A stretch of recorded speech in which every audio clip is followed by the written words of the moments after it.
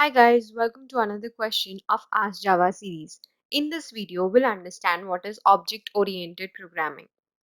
Now, if you were to develop an application, what would be your normal approach?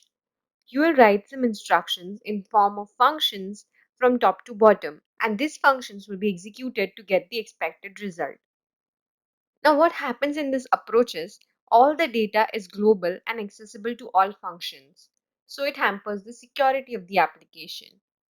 And if you want to use a certain part of code for some other data, you will have to rewrite the code again. So to overcome these problems, especially in the large applications, we have something called as object-oriented programming. In this approach, we divide the functionality in objects, and these objects can modify or access the data of each other to achieve the task. For example, let's say you have an application which gives you school details such as student details, teacher details, and so on. So here we make objects of students, teachers, etc. Each object has attributes and behavior. For example, student has attributes like name, roll number, age, and behavior could be to write exams. Similarly, teacher can have attributes like name, age, salary, and certain behaviors, which we call as functions, such as giving marks or something like that.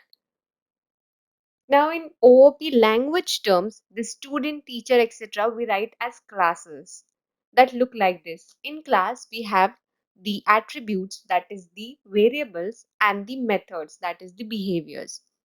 And to achieve the functionality, we create objects of classes. For example, if we have student class, then we are going to create objects of it. For student 1, it can be like this, where name is, let's say, Rahul and roll number is 1. Similarly, for student 2, we can have another name like Janice and the roll number can be 2. So in this way, we create objects of students depending on the number of students that we want to perform the operation on. And similarly, for teacher class, we'll be having objects of teachers. These objects can communicate, that is, manipulate each other's data if needed, and also access each other's data depending on the permissions given. So to have control over it, OOP also gives provisions to control the access permissions, to provide data hiding, and to achieve reusability. And we have 4 principles of OOP that help us achieve this: inheritance, polymorphism, encapsulation, and abstraction. We'll look into each of this in details in the upcoming questions. But here I hope you understood the concept of OOP. In simple terms, it is a programming approach that organizes software around objects. And these objects have attributes and behaviors. That is, they have data which can be manipulated and accessed by other objects. When you talk about object-oriented programming, you also need to talk about the principles of it, which we are going to see in the upcoming video.